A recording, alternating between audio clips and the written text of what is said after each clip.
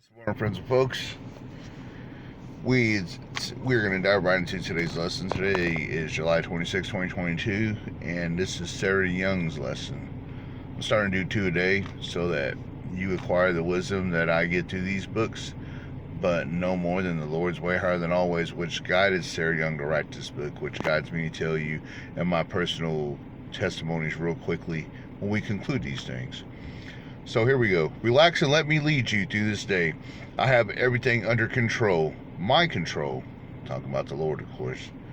You tend to peer anxiously into the day that is before you, trying to figure out what to do and when. Meanwhile, the phone or the doorbell rings and you have to reshuffle your plans. All that planning ties you up in knots and distracts you from me. Attentiveness to me is not only for your quiet time, but for all your time. As you look to me, I show you what to do now and next. Vast quantities of time and energy are wasted in obsessive planning. When you let me direct your steps, you are set free to enjoy me and to find what I have prepared for you this day. And these are all Psalms. We have Psalms. We have 143 and 8. Let me hear of your unfailing love each morning, for I am trusting you. Show me where to walk, for I give myself to you.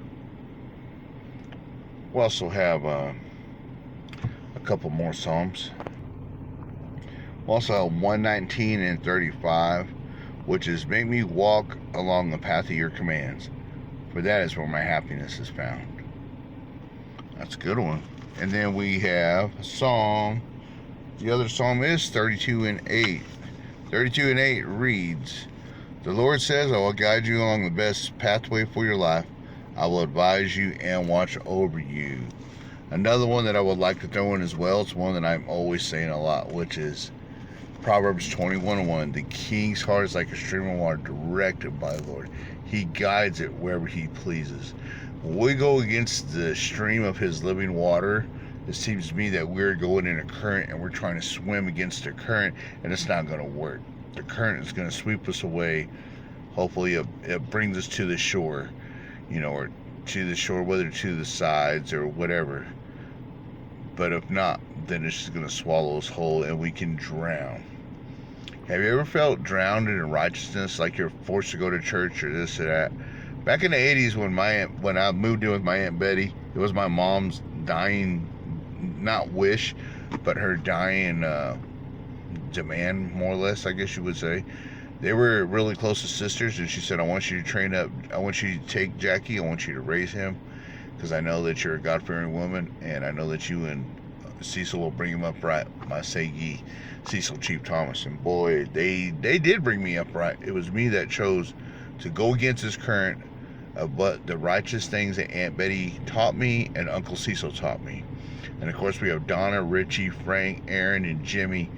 Y'all all taught me good things. And right up the road, I also have Mr. George Schmang. Even though he was a hollering man, Linda Schmang, she was good to me as well.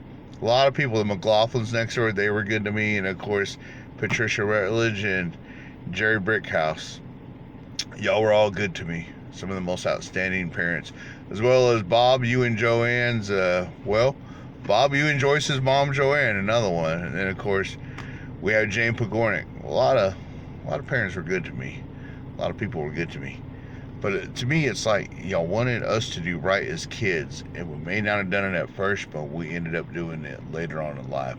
Every one of us kids is pretty much a good success story, and it's not that we're better than anyone, but the life choices that we have made are better for us individually, and the Lord's salvation. I remember we had this little he was a bishop.